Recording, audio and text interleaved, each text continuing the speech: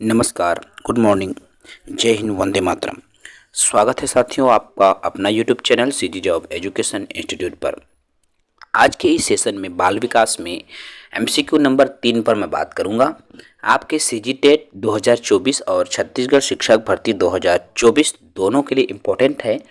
अलग अलग topic wise MCQ series हम आप सभी के लिए प्रोवाइड करा रहे हैं दोस्तों।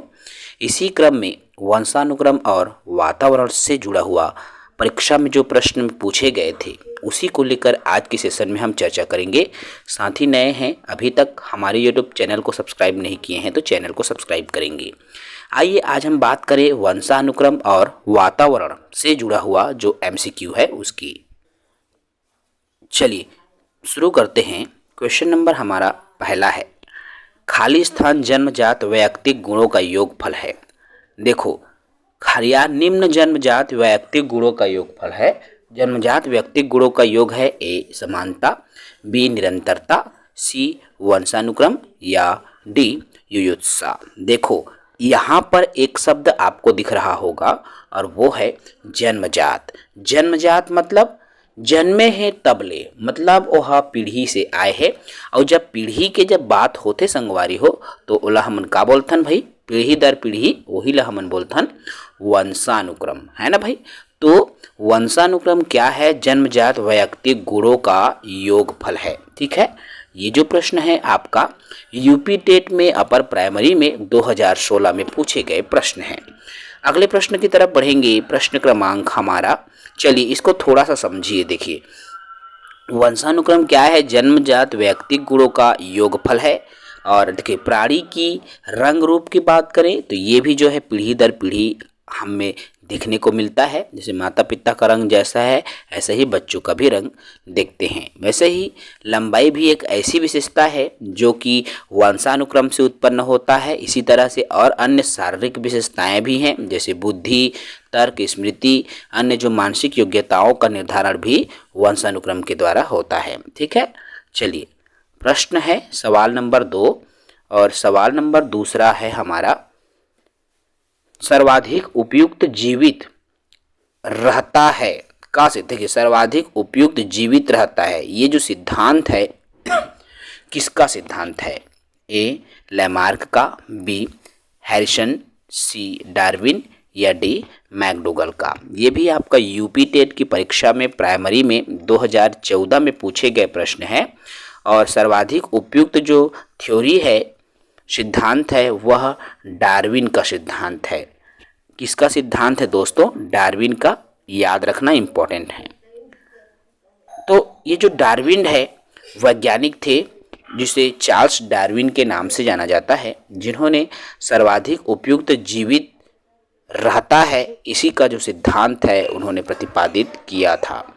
चलिए अगला सवाल है सवाल नंबर तीसरा, संयुक्त, देखो सामान्य संयुक्त कोशिका में गुणसूत्रों की संख्या, अर्थात कुल कितने गुणसूत्र होते हैं, गुणसूत्रों की यहाँ पर जोड़े की बात की गई है दोस्तों। तो याद रखना, देखिए ऑप्शन में है ए 22, बी 23, सी 24 या डी उपरोक्त में से कोई नहीं। ये यूपी टेट की परीक्षा में 2017 में प्राइमरी के एग्जाम में आया हुआ है। साथियों जब बात आती है गुणसूत्रों की तो जो गुणसूत्रों की संख्या है 46 होती है। कितनी होती है भाई? गुणसूत्रों की संख्या 46 होती है। और ये जो 46 गुणसूत्र है वह 23-23 के जोड़ों में होता है। तो इसमें जो जोड़े की बात कही गई है प्रश्न में, इसलिए इसका जो उत्तर हो जाएगा 23 बी उत्तर हो जाएगा। क्लियर है भाई? तो इसका उत्तर क्या हो जाएगा? बी हो जाएगा। चलिए अगले सवाल पर बढ़ें। अगला सवाल है सवाल नंबर, देखिए हम जो प्रश्न लिए हैं आज के सेशन में वंशानुक्रम एवं वातावरण पर लिए हैं ना, इसीलिए उसी से जुड़ा हुआ ही आपके प्रश्न आएंगे। देखिए चौथा है, सामान्यतः जो पुरुष है तो सामान्य पुरुष में XY गुणसूत्र होते हैं, जबकि सामान्य महिला में कौन से गुणसूत्र होंगे भाई? ए XX गुणसूत्र, XYY गुणसूत्र, XXX गुणसूत्र या X गुणसूत्र। तो सामान्य जो पुरुष है उसमें XY गुणसूत्र हैं, जबकि महिला में क्या होगा? देखिए हमने बढ़िया से डिटेल जो है इसके बारे में आपको पढ़ा दिया है। आप हमारे पीडीएफ नोट्स का यदि अध्ययन किए होंगे तो आप जाकर देख पाएंगे। यूपी टेट की परीक्षा में आया है, सामान्य पुरुष में XY होते हैं तो सामान्य जो स्त्री में XX गुणसूत्र पाए जाते हैं। ठीक है भाई, आगे बात करेंगे। प्रश्न क्रमांक 5वां है। देखो, लड़का के पैदा होने के लिए उत्तरदायी क्रोमोसोम्स, अब कौन से क्रोमोसोम्स हैं? लड़का पैदा होगा तो A XX, B XP, C XY या D CX। ये बीटेट में अर्थात बिहार टीचर पात्रता परीक्षा में आए हुए प्रश्न है और उत्तर हो जाएगा मेरे दोस्तों इसका C अर्थात XY क्रोमोसोम्स या XY गुणसूत्र इसमें होंगे। ठीक है, चलिए सवाल नंबर 8वें की तरफ, यहाँ पर 6वां की तरफ बढ़ते हैं मेरे दोस्तों।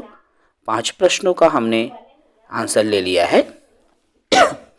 चलिए 6वां प्रश्न है, प्रकृति पोषण विवाद निम्न में से किससे संबंधित है? बताइएगा, प्रकृति पोषण विवाद निम्न में से किससे संबंधित है? ए आनुवांशिकी एवं वातावरण, बी व्यवहार एवं वातावरण, सी वातावरण एवं जीव विज्ञान या डी वातावरण एवं पालन पोषण। तो यहाँ देखिए, प्रकृति पोषण विवाद किससे संबंधित है मेरे दोस्तों, और ये सीटेट की परीक्षा में 2014 में पूछे गए प्रश्न हैं। तो बिल्कुल प्रकृति और पोषण, प्रकृति मतलब क्या है? अनुवांशिकी से होता है दोस्तों, और पोषण का संबंध वातावरण से है, अर्थात वातावरण से सही खान पान मिलेगा मतलब वो पोषण उनका आएगा, और प्रकृति से मतलब पहले से दिया हुआ है तो ये इसी को अनुवांशिकी कहा जाता है। याद रखना इसको, कैसे प्रकृति और पोषण को अनुवांशिकी और वातावरण से कैसे आप समझोगे। प्रकृति मतलब क्या है? प्रकृति ने हमको पहले से दिया हुआ है, जन्मजात दिया हुआ है ना, हमने इसको बनाया जगाया नहीं है, स्वतः ही हमको मिला है। ठीक उसी तरह से अनुवांशिकी गुण है, चाहे रंग की बात करें, हाइट की बात करें, ये हमको स्वतः ही मिला हुआ है। उसी तरह से पोषण, अब पोषण मतलब सही खान पान मिलेगा, सही खान पान मिलेगा तो हमको पोषण मिलेंगी। खान पान कैसे मिलेगा? उसके लिए खान पान, अच्छा वातावरण हमको चाहिए, खेलने कूदने खाने पीने सबके लिए एक अच्छा वातावरण भी चाहिए, है ना, तो हमको पोषण की फिर प्राप्ति होती है। ठीक है मेरे दोस्तों, चलिए अगला सवाल पे आते हैं। सवाल नंबर 7वां है।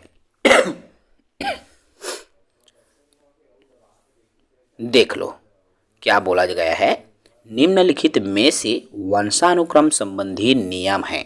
वंशानुक्रम संबंधी जो नियम है उस नियम को बताना है। तो ए है प्रयासों का नियम, बी सीखने का नियम, सी समानता का नियम या डी स्वास्थ्य का नियम।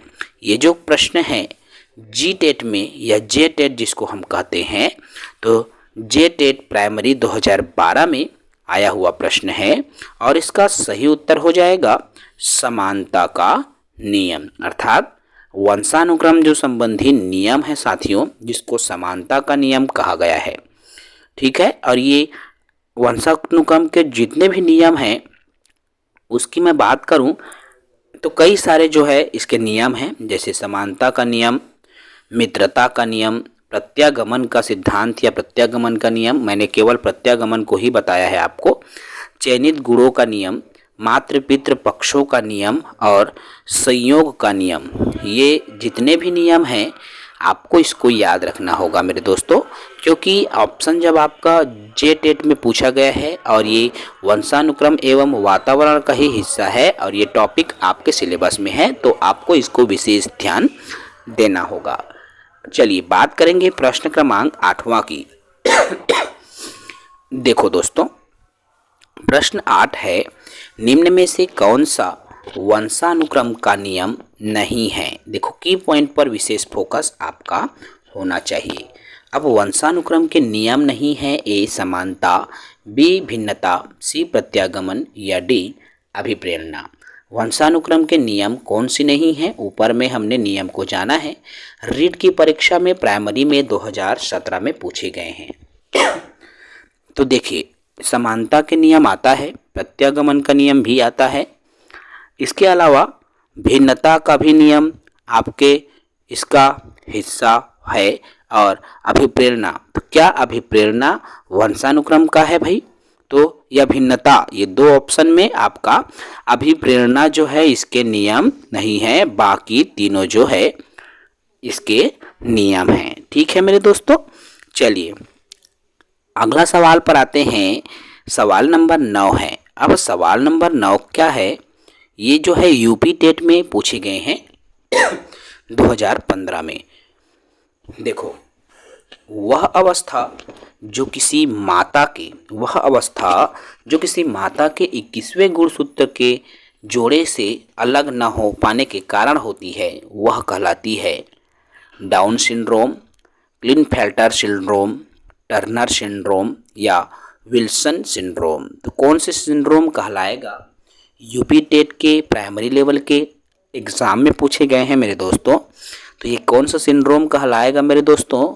तो उत्तर हो जाएगा ए, डाउन सिंड्रोम कहलाएगा। ठीक है, अब ये डाउन सिंड्रोम है क्या चीज़, थोड़ा सा आप इसके बारे में जानने का प्रयास करेंगे तो आपको बेहतर तरीके से फिर समझ में आ जाएगा। ठीक है, चलिए डाउन सिंड्रोम को हम थोड़ा सा समझने का प्रयास करते हैं कि आखिर ये क्या होता है। तो देखो, डाउन सिंड्रोम जिसको एक अनुवांशिक या क्रोमोसोम्स जनित विकार है, अर्थात यह एक अनुवांशिक रोग कह सकते हैं, एक विकार कह सकते हैं, जो कि शरीर में क्रोमोसोम्स का एक अतिरिक्त जोड़ा बन जाता है। जैसे क्रोमोसोम्स के 23 जोड़ा बनना चाहिए, है ना भाई, तो अतिरिक्त जोड़ा बन जाने के कारण ये जो डाउन सिंड्रोम की समस्या होती है। अब इससे जो पीड़ित शिशु है ना, उसमें एक अतिरिक्त जोड़ा माता के 21वें क्रोमोसोम्स जोड़े के अलग न होने के कारण आ जाता है, जिसके कारण शरीर में क्रोमोसोम्स की जो संख्या है वह बढ़ करके 47 हो जाती है। क्योंकि 23 दूनी 46 होना चाहिए, है ना भाई, तो 21वां जोड़ा अलग से आने के कारण इनकी जो संख्या है 47 हो जाता है, और यही प्रमुख कारण है जिससे कि डाउन सिंड्रोम होता है। ठीक है, चलिए अगला सवाल है सवाल नंबर 10। 10वां क्या कहता है? बुद्धि पर वंशानुक्रम का प्रभाव होता है। किसने कहा है? देखो, जो बुद्धि है उस पर वंशानुक्रम का प्रभाव होता है। कहने का क्या तात्पर्य है भाई?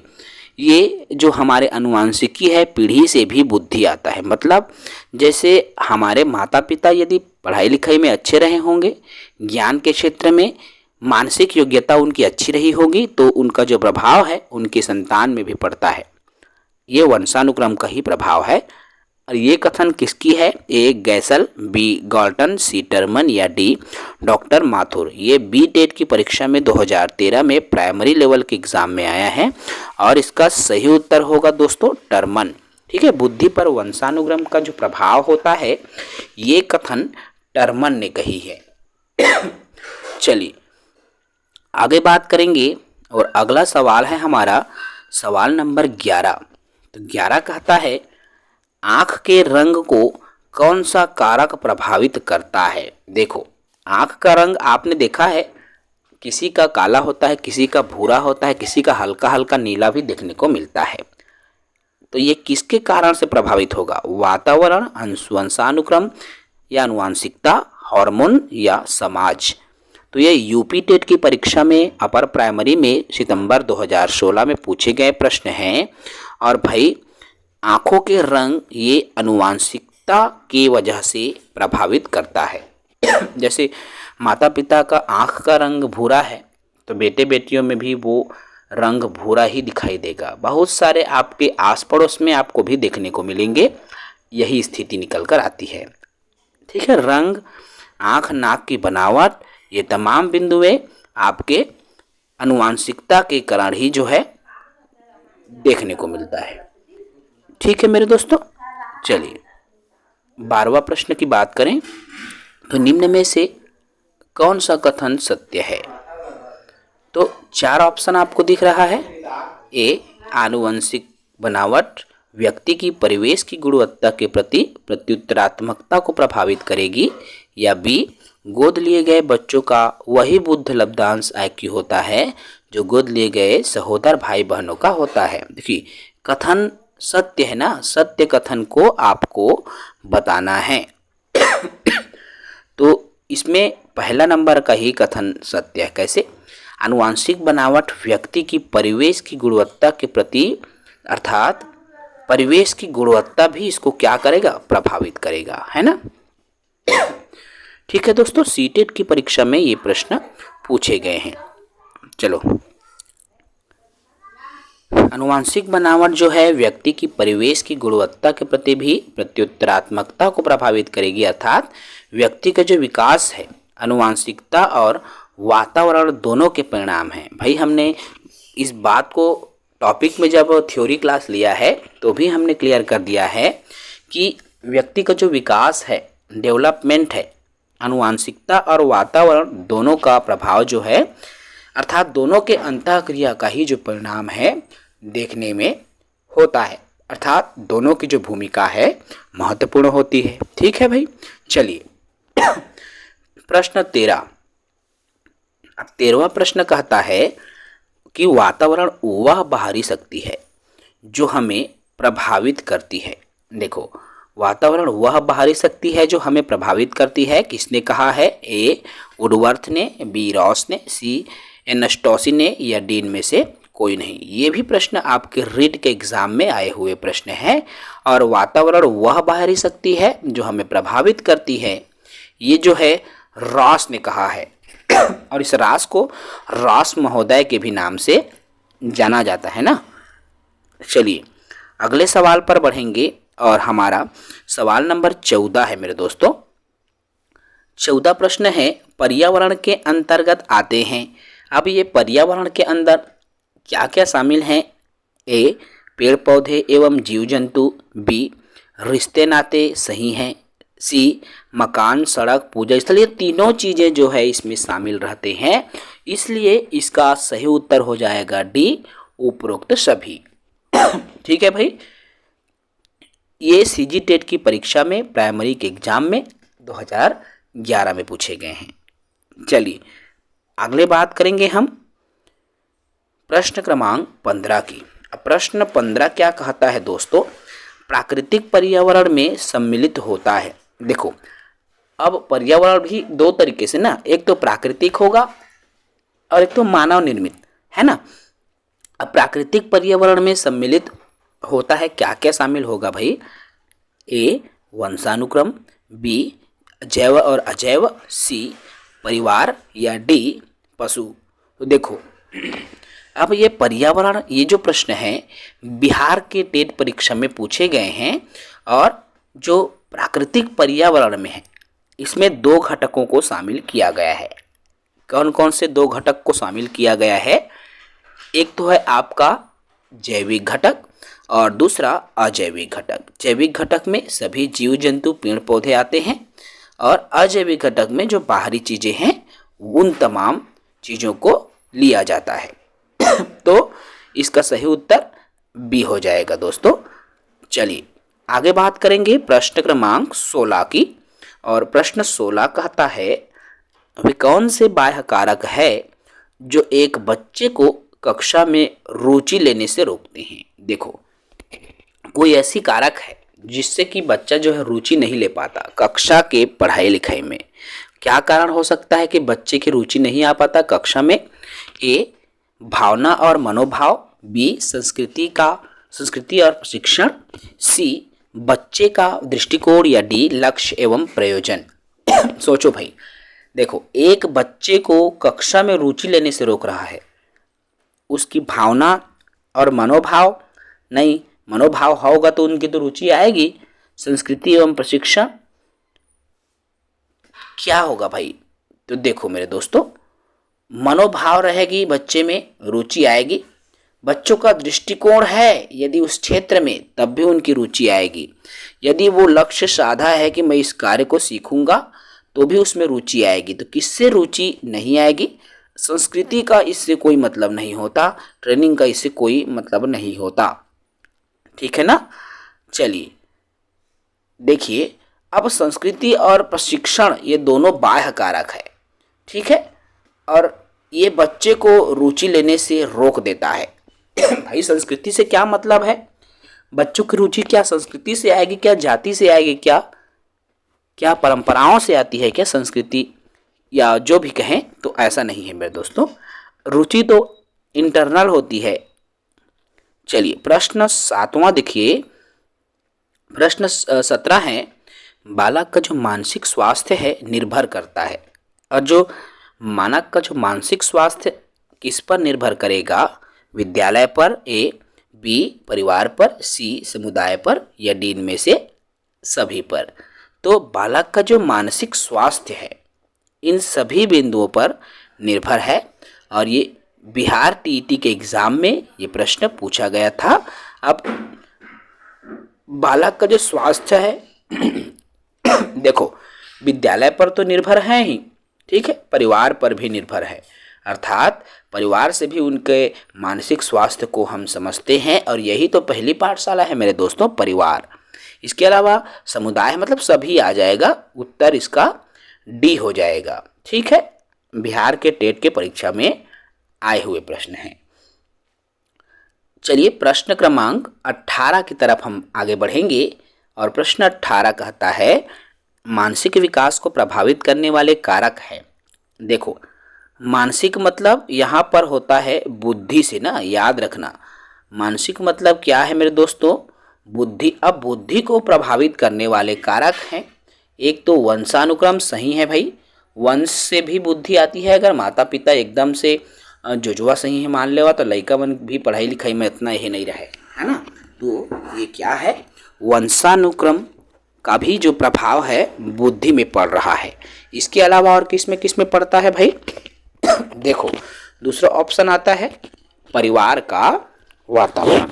तो परिवार का वातावरण भी जो है मानसिक विकास को क्या करेगा? प्रभावित करेगा।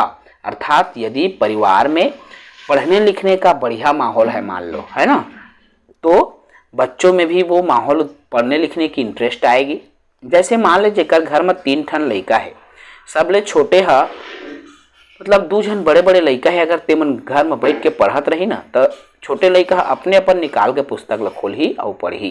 काबर कि ओला वातावरण वैसने मिला थे, माहौल वैसने मिला थे, है ना, परिवार के। तो वंशानुक्रम तो प्रभावित करता ही है, साथ ही साथ परिवार का वातावरण भी प्रभावित करेगा। इसके अलावा परिवार की सामाजिक स्थिति, देखो अब परिवार की स्थिति कैसी है ये भी निर्भर करता है, ठीक है, क्योंकि ऐसे अगर स्थिति अच्छी है, बच्चे प्रेशर रहित होकर के फिर पढ़ता है, लिखता है, या उनका विकास भी होता है। तो ये उपरोक्त सभी इनका उत्तर आ जाएगा दोस्तों। सीजी टेट प्राइमरी में 2011 में ये प्रश्न पूछे गए हैं। बात करूं मैं यहाँ पर मानसिक विकास से तात्पर्य है बुद्धि से, ठीक है। अब मानसिक विकास को कई सारे कारक हैं जो कि प्रभावित करता है, जैसे मैंने अभी बात किया वंशानुक्रम की, है ना, पीढ़ी की बात की मैंने। ऐसे ही पारिवारिक वातावरण पर भी मैंने अभी डिस्कस किया, सामाजिक स्थिति पर भी। तो सामाजिक आर्थिक स्थिति, यदि आर्थिक रूप से सामाजिक रूप से वह स्ट्रांग है तो भी जो है इसका प्रभाव बच्चों के विकास पर दिखता है। शारीरिक स्वास्थ्य, देखिए जिस उम्र में बच्चों की विकास होनी चाहिए, जिस उम्र में बच्चों की बुद्धि, बच्चों की शरीर में वृद्धि होनी चाहिए, यदि उस उम्र में बच्चों को किसी प्रकार से शारीरिक जो है रोग उत्पन्न हो जाता है मान लीजिए, है ना, तो ऐसे जो है बच्चों का फिर विकास अवरुद्ध हो जाता है, उनके विकास प्रभावित होने लगता है। तो शारीरिक स्वास्थ्य भी बच्चों के विकास को प्रभावित करता है। इसके अलावा मैंने वही चीजें कहा, माता पिता की शिक्षा। देखो यहाँ बौद्धिक विकास या मानसिक विकास की जब बात आ रही है तो यदि माता पिता शिक्षित हैं तो बच्चों का भी बौद्धिक विकास अच्छे से होगा, क्योंकि कुछ भी डाउट है माता पिता उनको बता रहा है ना। विद्यालय से आया बच्चा, माता पिता उनको सिखा रहा है, पढ़ा रहा है, शाम को पढ़ा रहे हैं, हर समय जो है बच्चों की टीचर की तरह जो है बच्चों को पढ़ाते हैं। तो ऐसे में भी क्या है, मानसिक विकास बढ़िया होगा, बच्चों में सुदृढ़ होगा, ठीक है ना। इसके अलावा बालक की शिक्षा भी प्रभावित करेगा, विद्यालय भी इस पर प्रभाव डालता है। भाई मानसिक विकास है तो ऑटोमेटिकली जो है स्कूल जो है इस पर प्रभाव डालेगा, टीचर भी इस पर प्रभाव डालेगा। ये एक प्रभावशाली शिक्षक है, बच्चों के मानसिक विकास अच्छे से होगा। सोसाइटी में भी, समाज में भी जो है इसका प्रभाव देखने को मिलता है। आगे बात करूंगा, अगला जो सवाल है सवाल नंबर 19 है दोस्तों। क्या कहता है 19वां प्रश्न, एक 4-5 वर्ष के बालक में अपने पिता की अपेक्षा माता के प्रति अत्यधिक प्रेम की भावना विकसित हो जाती है। देखो, जो छोटे बच्चे रहते हैं ना 4-5 साल के, वो अपने पिता की अपेक्षा माता से ज़्यादा प्रेम करता है। और बालक के व्यवहार में होने वाले इस परिवर्तन को फ्रायड द्वारा क्या नाम दिया गया है भाई? देखिए, अब माँ से ज़्यादा प्रेम की भाव रहता है, इसको फ्रायड ने क्या नाम दिया है? पराहम, नार्सिसिज्म, ओडिपस कॉम्प्लेक्स या इलेक्ट्रा कॉम्प्लेक्स। ये यूपी टेट की परीक्षा में आया हुआ है और इसको जो है ओडिपस कॉम्प्लेक्स का नाम दिया गया है। अर्थात जो 4-5 वर्ष के बच्चे हैं वे जो है अपने माँ की तरफ उनका जो झुकाव है ज़्यादा देखा गया है, न कि पिता की तरफ। और ये ओडिपस कॉम्प्लेक्स की वजह से ये जो है हमें चेंजेस देखने को मिलता है। ठीक है, चलिए प्रश्न क्रमांक 20वां प्रश्न कहता है, क्या कहता है दोस्तों कि शारीरिक विकास को प्रभावित करने वाला कारक कौन सा है? प्रश्न वही है, विविध एग्जाम्स में रिपीट हो रहे हैं। यूपी टेट में अपर प्राइमरी में 2017 में ये प्रश्न पूछा गया है। और क्या कहता है कि शारीरिक विकास को प्रभावित करने वाला कारक, ए वंशानुक्रम, बी वातावरण, सी खेल व व्यायाम या डी उपरोक्त सभी। देखो भाई, शारीरिक विकास की बात हो रही है तो ये शारीरिक विकास को वंश तो प्रभावित करेगा ही, साथ ही साथ यदि अच्छे से खेल कूद रहा है, व्यायाम कर रहा है तो भी उनका शारीरिक विकास अच्छे से होगा। वातावरण भी, मतलब इनका सही उत्तर हो जाएगा डी उपरोक्त सभी। ठीक है मेरे दोस्तों, यूपी टेट में 2017 में प्रश्न आया हुआ है। देखिए, जो शारीरिक विकास है, बालक के शारीरिक विकास को कौन कौन से कारक जो है प्रभावित करेगा? तो वंशानुक्रम की बात किया, वातावरण की बात किए, भोजन और पारिवारिक स्थिति की अभी हमने बात की, दैनिक दिनचर्या, विश्राम एवं निद्रा, सही निद्रा आप ले रहे हो, सही तरीके से विश्राम कर रहे हो, शरीर को आराम दे रहे हो तो भी जो है इसका प्रभाव पड़ेगा। साथ ही साथ खेलकूद और व्यायाम करना भी जो है इसमें बहुत ही लाभप्रद होता है। ठीक है, चलिए प्रश्न 21 देखो। 21वां प्रश्न कहता है कि निम्न के अनुसार बालक का विकास आनुवंशिकता तथा वातावरण का गुणनफल है। किसके अनुसार? वुडवर्थ के अनुसार, गैरेट के अनुसार, हॉलैंड के अनुसार या थॉर्नडाइक के अनुसार। तो किसके अनुसार बालक का जो विकास है आनुवंशिकता तथा वातावरण का गुणनफल है? यूपी टेट की परीक्षा में अपर प्राइमरी में 2016 में ये जो प्रश्न है पूछा गया है और इसका सही उत्तर हो जाएगा मेरे दोस्तों वुडवर्थ ने ही कहा है कि बालक का जो विकास है आनुवंशिकता और वातावरण का मल्टीप्लाई है, गुणनफल है। याद रखना, ये प्रश्न शुरू नंबर में भी था और ये 21 नंबर में भी यही प्रश्न है। बस प्रश्न विविध अनेकों परीक्षाओं में पूछे गए हैं। ठीक है, तो वंशानुक्रम और वातावरण को एक दूसरे के अलग नहीं माना है वुडवर्थ ने, बल्कि यह एक दूसरे के पूरक है, ऐसा कहा गया है। उनका क्या मानना था कि जो विकास है आनुवंशिकता और वातावरण का गुणनफल है। ठीक है, गुणा मतलब उसी में मिल जा रहा है। ठीक है दोस्तों, चलिए 22वां प्रश्न है, थोड़ा सा बड़ा है, समझेंगे सुनेंगे। एक 6 वर्ष की लड़की खेल कूद में असाधारण योग्यता का प्रदर्शन। देखो 6 साल की लड़की है और खेलई कूदई में वह मतलब नॉर्मल नहीं है, मतलब अच्छे से खेल कूद नहीं सके। उसके माता पिता दोनों ही खिलाड़ी हैं। देखो उसके माँ और पिताजी दोनों ही खिलाड़ी थे, लेकिन उनकी वो बेटी है वह अच्छे से नहीं खेल पाती। उसे नित्य प्रशिक्षण के लिए भी भेज रहे हैं, अर्थात उसको ट्रेनिंग भी दिया जा रहा है और सप्ताह के अंत में उसे प्रशिक्षण भी देते हैं।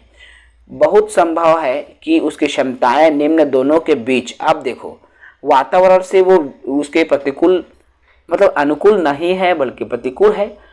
अब उनको वातावरण दिया जा रहा है, वंशानुक्रम उनका अलग है, वातावरण दिया जा रहा है। समझ रहे हो ना चीज़ों को? मतलब क्या है भाई, ये किसका परिणाम होगा? वंशानुक्रम या आनुवांशिकता और वातावरण का परिणाम होगा। मतलब आनुवांशिकता तो इसका अलग है, लेकिन इससे वातावरण के माध्यम से इसको उसके माता पिता की तरह बनाने का प्रयास किया जा रहा है। ठीक है, उत्तर हो जाएगा ए, आनुवांशिकता एवं वातावरण हमने बात किया। ठीक है, तो कैसे में ये जो आनुवांशिकता और वातावरण है ये दोनों प्रभाव डालते हैं, दोनों मिलकर के जो है विकास के मार्ग को पुष्ट करते हैं। इसलिए उनको जो है वंशानुक्रम से जो भी मिला, अब वातावरण से उनको जो है बदलने का प्रयास किया जा रहा है। ठीक है भाई, चलिए प्रश्न 23वां है और प्रश्न क्रमांक 23, बच्चों में प्रतिभाशालिता निम्न के कारण हो सकती है। देखो, बच्चे प्रतिभावान कैसे हो सकते हैं, किस कारण से हो सकते हैं? ए, एक संसाधन समृद्ध वातावरण मिलेगी तो बच्चे प्रतिभावान हो जाएंगे, सही है। सफल माता पिता होंगे, जरूरी नहीं है कि माता पिता सफल हो तो बेटा भी सफल होगा। एक अनुशासित दिनचर्या भी जरूरी नहीं है मेरे दोस्तों। तो इसके अलावा वंशानुक्रम एवं वातावरण के बीच के अंतःक्रिया, हाँ ये भी चीजें, मतलब क्या है, आपका डी वाला ऑप्शन और ए वाला ऑप्शन दोनों शरीर है, लेकिन यहाँ पर वंशानुक्रम एवं वातावरण के बीच की अंतःक्रिया नहीं है, तो आप कितना भी उनको संसाधन दे दीजिए नहीं आएगा। मतलब सही उत्तर हो जाएगा डी, आनुवांशिकता और वातावरण। आपने बच्चों को संसाधन दिया सीखने के लिए, आपने बच्चों को शारीरिक या मानसिक विकास के लिए संसाधन दिया, वातावरण दिया, लेकिन आनुवांशिकता और वातावरण के बीच की जब प्रतिक्रिया होगी तभी बच्चे में प्रतिभाशाली गुण आएगा। ठीक है, तो डी इसका सही उत्तर हो जाएगा। सीटेट की परीक्षा में ये 2018 में पूछे गए प्रश्न है। अगला है साथियों, अगले सवाल की तरफ बढ़ें।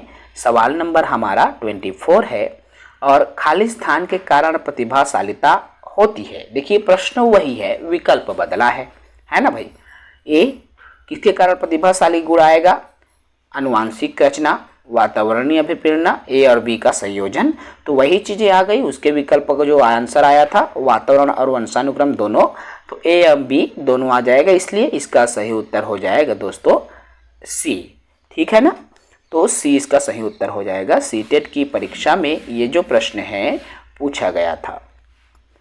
आज का अंतिम प्रश्न है मेरे दोस्तों, क्योंकि इस टॉपिक में केवल आपके 25 ही क्वेश्चन थे, इसलिए हमने 25 क्वेश्चंस को ही आपके सामने रखा है। चलिए अंतिम प्रश्न है 25 नंबर का। आनुवांशिकता और पर्यावरण की भूमिका के बारे में निम्न में से कौन सा कथन सत्य है? मतलब सत्य कथन को बताना है। सीखने और प्रदर्शन करने की एक बच्चे की क्षमता जीनों द्वारा पूरी तरह से निर्धारित की जाती है, नहीं। अच्छी देखभाल और पौष्टिक आहार बच्चे के किसी भी जन्मजात विकार को दूर कर सकते हैं, जरूरी थोड़ी है भाई। पर्यावरण केवल बच्चे के भाषा विकास की में ही महत्वपूर्ण निभाएगा भूमिका, नहीं। विकास के कुछ पहलू आनुवांशिकता में और कुछ पहलू पर्यावरण को भी प्रभावित करते हैं। बिल्कुल सही उत्तर हो जाएगा डी, अर्थात कुछ आनुवांशिकता और पर्यावरण दोनों, मतलब यही कहा गया है आनुवांशिकता एवं वातावरण। ठीक है, ये दोनों का गुणनफल है, दोनों का परिणाम है, तो डी इसका सही उत्तर आ जाएगा दोस्तों। ठीक है भाई, समझ में आ गया। ये 30 MCQ थी जिसको हमने लेने का आज के सेशन में प्रयास किया है, और आज का ये जो हमारा टॉपिक चला है वह है वंशानुक्रम एवं वातावरण।